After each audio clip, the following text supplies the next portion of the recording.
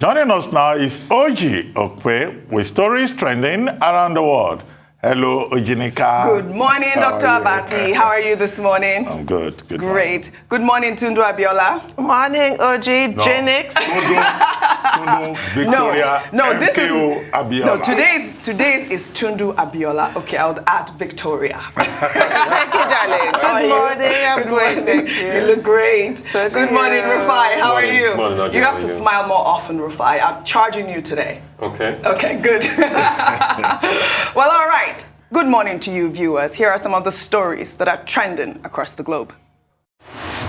In the United States, billionaires Jeff Bezos and Yuri Milner are reportedly funding a startup biotechnology firm with the aim of discovering a way to reverse aging and extend the average human lifespan by up to 50 years. The biotechnology firm Altos Lab, which was incorporated this year, has raised at least $270 million for the initiative. In China, reactions have trailed the 19 aircraft sent by the military into Taiwan's air defense identification zone, including several nuclear-capable bombers on the eve of Taipei's annual War Games exercises. The sortie by China's People's Liberation Army Air Force was one of the largest in weeks.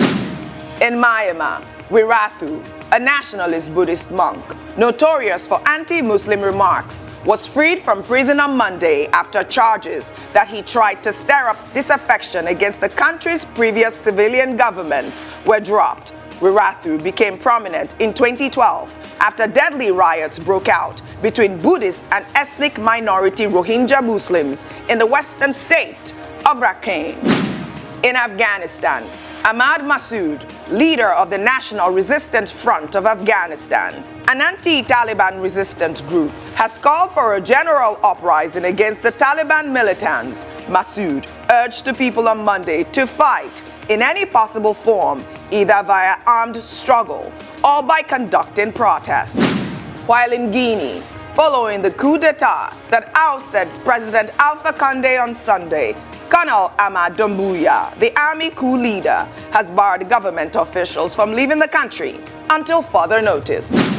In Lagos, Nigeria, a video of a man that was dragged out of a burning vehicle from a space that was forcefully created in the boot of his car has gone viral. The man survived the accident with little or no injuries. Just lie down. Just lie down. Just lie down. It doesn't use strong. No. Just lie down. Under sports, Nigeria's senior men's national football team and their officials on Monday arrived in Cape Verde bubbling with enthusiasm for a 2022 FIFA World Cup qualifying match. The Super Eagles began their World Cup race on a winning note after defeating the Lone Stars of Liberia 2-0 in Lagos on Friday. The Eagles will face the Blue Sharks of Cape Verde today, September 7th.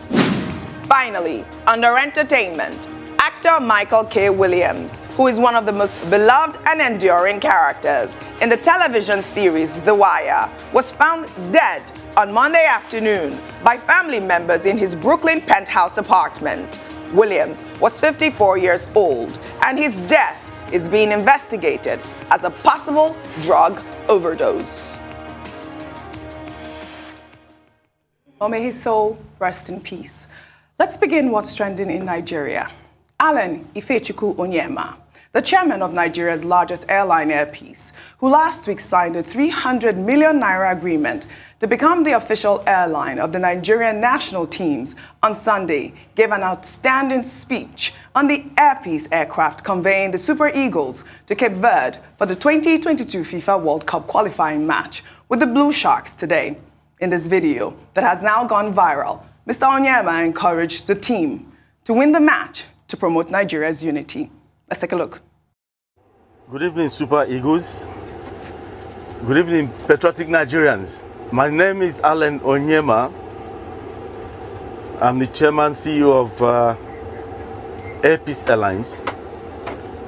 We are very happy to be associated with you.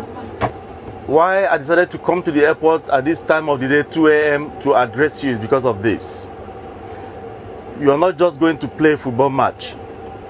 You're going to carry on your young shoulders the aspirations and the hope of a nation almost in distress. Football is a unifying factor. That is why we decided to key in to associate with you at this period in time, because we want to restore hope to our nation. You are going out there to play to unify your nation, Nigeria. You must help us in restoring hope to this country. When you were playing on Friday last week, everybody jettisoned his ethnicity for Nigeria. The people in the southeast were clapping. The people in the north were clapping. South, they were clapping. They were expecting that you should win for the nation. Nobody remembered his ethnicity. Nobody remembered that he was Fulani, Hausa, Igbo, Yoruba, Birom, or whatever. It was all Nigeria. We need unity more than ever now. And because of this, if we win this match, I'm going to give you 20 million naira on arrival. What an amazing gesture. Dr. Abati, I'm coming to you on this story. This is so beautiful. If you recall, in 2019, Mr. Onyema evacuated about 500 Nigerians from South Africa to avoid that, xenophobic attacks that was going on at that time. And this is not the first time that he's doing it. He has shown his patriotism over and over again. And I wish that a lot of Nigerian politicians will emulate Mr. Onyema in this gesture. Yes, you are correct. In 2019, September 2019 to be specific, Alain Onyema's airpace lifted 503 Nigerians out of South Africa in the face of the xenophobic attacks in that country. And again, he has demonstrated his commitment to Nigeria, his patriotism, with his support that he has declared for the Super Eagles. Last week, he signed a deed of agreement with the Nigerian Football Federation at an event that was attended by NFL President Amaju Pinnick, some players and officials of Airpeace. And there he made a point about providing support, using his platform to support the Super Eagles as they campaign for the Qatar 2022 World Cup qualifiers. And he said he thought it was important to give hope to Nigerians. He keeps talking about hope. And when he met with them, aboard that flight, taking them to Cape Verde, an E195 E2 Embraer, brand new jet that he has dedicated to the Super Eagles. He talked about hope again, and he put on top of it 20 million reward. And, last week he was talking about 300 million naira renewable every year for 4 years. Yes, absolutely. As support for the Super Eagles. And there will also be another 200 million dedicated as value in kind to provide support for the Super Eagles. I think what he has done is commendable. And he's not alone in this regard. Alhaji Aliko Dangote, for many years, has been supporting many worthy causes.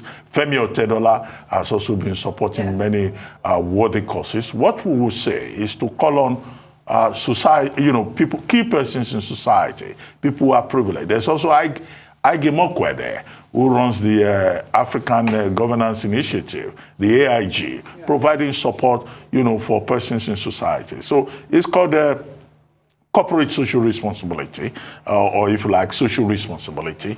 And we would like to see more of this, because now we have Amaju Pinnick, president of the NFF, saying that, look, in terms of self-funding, the NFF is now in a safe place, up to about 90%. But I made the point earlier that, look, we would like to see that translate into real concrete terms, in terms of how we develop the league in Nigeria, how we promote indigenous talent, and how we take, football to another level. And I would like to see the same level of support for other sporting activities in Nigeria. Now, we've gone to Cape Verde. The match is today. Correct. Are we going to win? I hope we do so. Well, there's 20 million I hope the motivation of 20 million naira will be something that will inspire these at least 10 of them.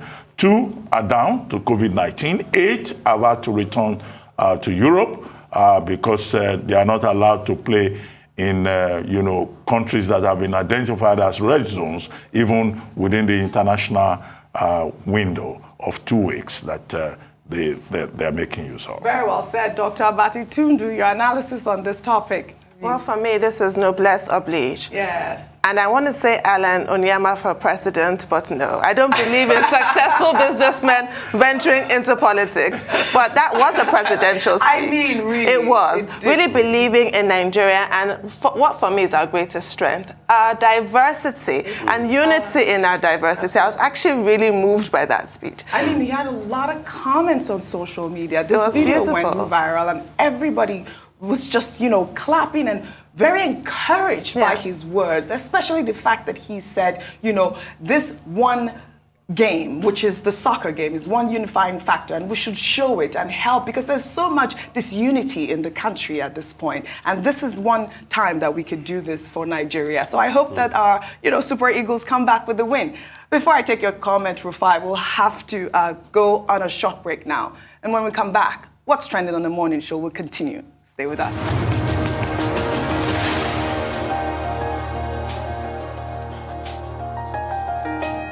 Welcome back to the morning show. We're still on What's Trending. Rufai, before we went on a break, we were discussing Mr. Alan Onyema, chairman of Air Peace, who kindly, has supported the Nigerian national teams, like all of them, not just the Super Eagles. And Nigeria in general. Yes. This is a man that has shown a great sense of patriotism. Yes. For Alan Onyema, for him, Nigeria comes first. And I think if our leaders can take a playbook from this man, he loves the country so much. A lot of people were moved to tears at that speech. He's always been a big peace builder. When you check his track record, always about making peace, always about bringing people together. And, there's there's a couple of people that you see on camera, they do something for camera. What you see is what you get with Alan. Even behind the scenes. I've met him behind the scenes many times. What you see is what you get. Not faking it. He is what he is. That's lovely. And please, Nigerians should learn from this. There's no point dividing this country. We are all together. Nothing should separate us. No tribe, no. You can see those things are the manipulation of the politicians. It's when they want to do their own selfish interests. They remind us that you are Christian, you are Igbo. They start reminding you of geopolitical zones. When it's about them, they benefit in the end. With all the selfish interests of the politicians, Nigeria still have close to 100 million people living in poverty. Our lives have not, our condition of living have not improved. HDI is still 0.5%, very low in this country. So please, we should all come together strong and be one. And kudos to him once again. I know he will do more. This is just the beginning of many to come. Very well said, Rufai. We'll take another story. Maxwell Okpara, a member of the legal team representing Nnamdi Kanu, leader of the indigenous people of Biafra, has sued the Department of State Services over alleged violation of his rights. In the lawsuit, Mr. Okpara alleged that during a visit to Nnamdi Kanu on August 30th, his fundamental human rights were violated by the DSS. The lawyer claimed that the DSS operatives forced Okpara to remove his outfit, including his medicated eyeglasses and his wedding ring, while he was being searched.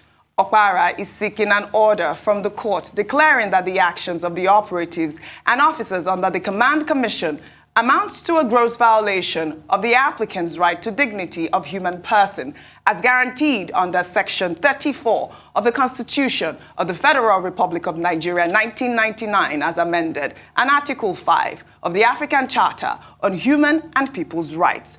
Our lawyer, Tundu Abiola, I'm coming to you on this story. I'm not an attorney, and this is the question that I have for you. Is this customary? Is this how the DSS would search somebody under their command? No. Okay. So I'm actually really troubled by this story. Yeah. Regardless of what a person stands accused of, they do have certain rights guaranteed by our Constitution, the Chapter 4, Fundamental Human Rights. He does have a right to dignity, guaranteed by Section 34. Right. What is the motivation behind stripping somebody, or other than to degrade and dehumanize that person?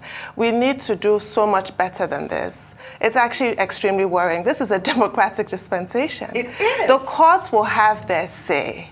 It is not for the DSS to begin punishing anybody who's been accused of an offense while they're in custody. The courts are going to listen to the evidence and the courts will give judgment. Yes. This is actually deeply, deeply disturbing. Dr. Abati, a quick comment from you before we take our last Okay, story. quick comment. Maxwell Okpara counsel to Nnamdi Kanu went to DSS office to see his client. And he's alleging that he was subjected to great humiliation and indignity. He was stripped naked, his glasses were taken, his wedding ring was removed from him. By the time he got to his client, even his belt had been removed. He was in a very, humiliating position. And now he has gone to court to enforce his fundamental human rights under Section 34. Section 34 talks about the right to the dignity of the human person. But what Maxwell Okpara did not mention, because, well, this is a personal case, it's a personal matter affecting his own dignity, is that under Section 36 of the same Constitution of Nigeria, 1999, there is a concept of fair hearing. So Mazi Nnamdi Kanu is entitled to access to his lawyer. Subsection 6. Yes. So under Section 36, subsection 6, he's entitled to access to his lawyer. It's part of the requirements of the law. So for his lawyer to be dehumanized, to be maltreated by the authorities, then of course there is a case there. However, there's a limit to which we can comment on this because the matter is already before the court of law. But I imagine that the defense that the counsel to the DSS can put up is that, look, they were taking security precautions because they have in custody a man of great political importance. They're handling a matter that is of general interest, both local and international. And they will say it's part of their own protocols to take necessary precaution to ensure the safety of the client. But the question is, okay, do you do that to his counsel that you have already allowed access to come and see him? But those are details to be argued out in the court of law, since we're not a court of law here. Absolutely. So we will take our final story in Lagos before I come to you, Rufai. In Lagos, Nigeria, with this video of residents lamenting over flooding in the city they described as civilized. Let's take a look. It's in Lagos City where you people have your governors. Because I don't believe I have governor. The only man that governs my life is Jesus. See water. Now they say, so I no be get to full area. We don't do civilized. Now they say, Lagos State government. See area. If na Lagbado, go say Lagbado. If na Songo, go say Surulere. The patient no near it now. No Lagos governor so far don't get sense to work on drainage. All of them. The one where they do road, they say that they do drainage. See, now swimming with it. See, area. See, I don't enter water. See, as I beep like water. See, full streets. This is not a ghetto. It's not a Surulere. This Surulere. It's not even close to river. It's not even close to where there's sea. All of them. See. Not up to 5 minutes rain. 5 minutes. All of them. Tinubu, you will not do this. Fashola, you not do. Everybody will not tackle. Una no na so won't look. You don't enter. This problem don't dey for long. This is completely unacceptable. Rufai, only yesterday we took that story in Anambra State. The same situation. I mean, this is unacceptable. I don't even know what to say. You know these people that were in this video. So, tell us a little bit about this. Yeah. As a popular Gospels act, the truth is, you would think that these are what politicians are supposed to focus on. But all they focus on is how to dehumanize the people. We've had problem of flooding since time immemorial in Lagos. I don't want to. I think time immemorial is 1218 BC. Before. So for a very long time, it's as old as Lagos. But we can't seem to build drainage channels. We can't seem to channel water properly. It's always a problem. I know a lot of people will be quick to argue. Oh, you see, they have flooding everywhere in the world. But with the volume of water, we should be able to take care of this. In the other areas, Hurricane Ida and Co., you used to see those are big. If that Hurricane Ida happened in Lagos, Lagos will be submerged. Of rain. Rufai, this was only 5 minutes of rain. So that's no argument. 5 minutes of rain because all the places are filled up. So it's multiple pronged problem. Yes. We are not providing enough drainage. We are not cleaning enough drainage, and the people too should stop filling up the drainage with plastic waste and all sorts of waste. Because here we can blame the government, but what role are we playing as a people? People are very dirty in this country. They take all the dirt from their homes and pour it in the gutter and the drainage channel. People forget that gutters are drainage channel. But it goes back to organizational system. We keep calling Lagos a mega city. A mega city that has no drainage. I mean, a mega city that when it rains for 5 minutes, everywhere is in a pool of water. And this is inside Lagos. This is Surulere. Yes. Like he said. Yes. So something has to be done. We must fix this drainage problem. I think there's somebody that is in charge of that. He's a good friend of the house. I forget his name now, Dr. Abati. That's in charge, special advisor on drainages and all of that. Yeah, perfect. Well, he must be called to action, and this must be done. You know why I like this video, Tundu, is just the fact that this video and also yesterday's video, it's great citizen reporting. They are calling out their governors and they're charging them to fix the roads. This is the best way. Well, that's all I have for you guys on What's Trending today. I'll see you tomorrow. Thank you very much, Onyema. We'll see you again tomorrow. You have a smirk on your face.